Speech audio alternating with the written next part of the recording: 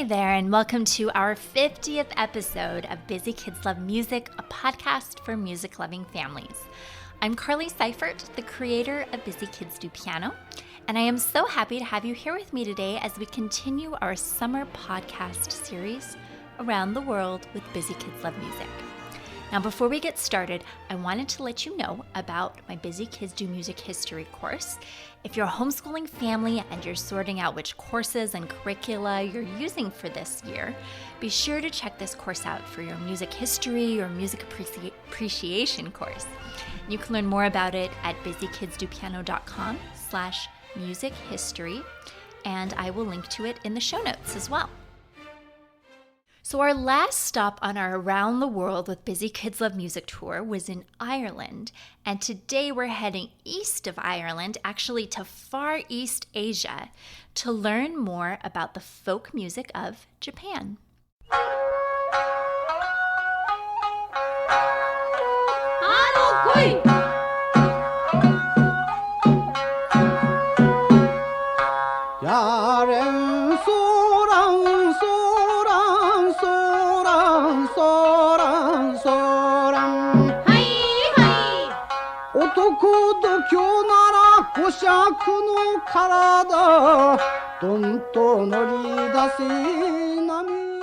Japanese folk music and many of the musical instruments used in that music were influenced by music from China and were then adapted to meet the needs and style of the Japanese people.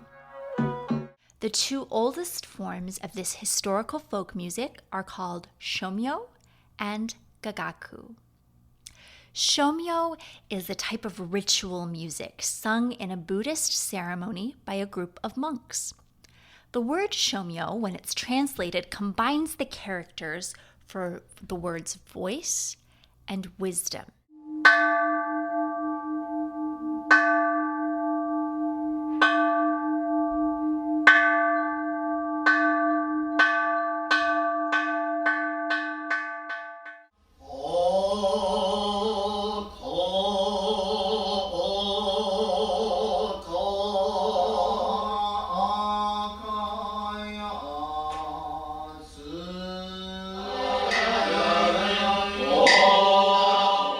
Now, this type of chant was brought to Japan by 8th century monks who were returning from China, and it was then elaborated upon while they were in Japan. It was very multicultural in nature. The text was in Sanskrit from India, the bells and gongs were from China, and the wooden percussion was from Japan. Gagaku is the second of the old historical Japanese folk music, and it was used for Japanese performance in courts. It included dances and songs, some which were in an instrumental style, and others in a form of vocal music. The word Gagaku literally means elegant music, and it was typically patronized or financially supported by the imperial court or temples or shrines. The emphasis of this type of music is on the timbre. Timbre is a word that means the quality of the musical sound. Now, if your ears are used to listening to Western style music, this might be different for you.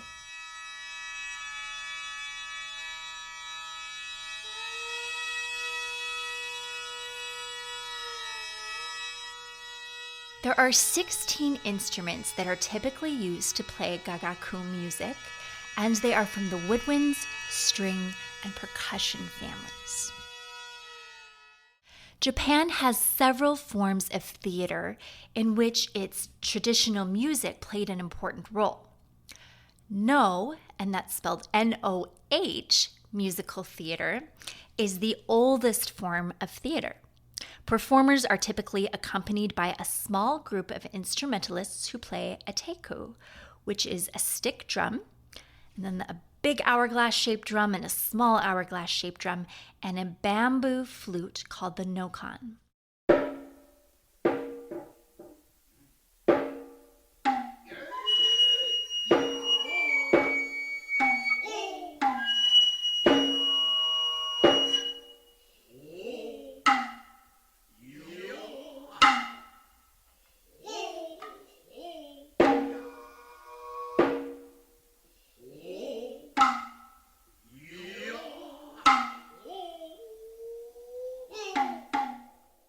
this ensemble performs with the vocalists to create this theatrical music.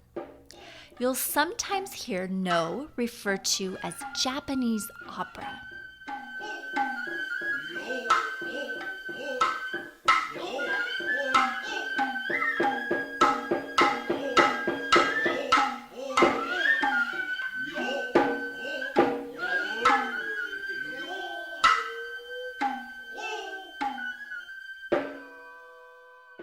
Kabuki is another type of Japanese theater with different categories of music.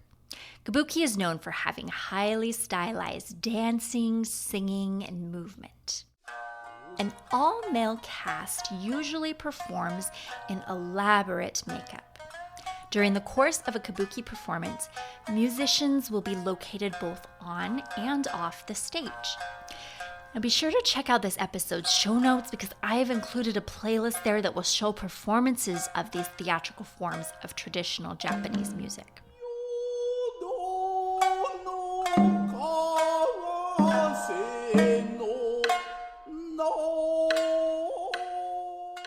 You'll notice in the examples of Japanese music you've heard in this episode that there isn't really, doesn't have a distinct rhythm the way you often hear in Western music.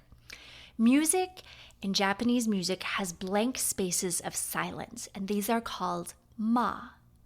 These silences are so important that they're considered the heart of traditional Japanese music.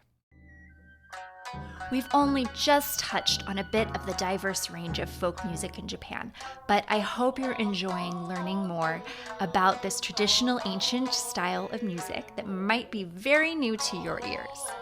If you head over to my show notes at busykidsdopiano.com/podcast/50, you'll be able to print the Japan stamp and add it to your Busy Kids Love Music passport, as well as explore the curated playlist I've put together for you, which contains links to the music you've heard in today's episode, as well as other examples of Japanese folk music.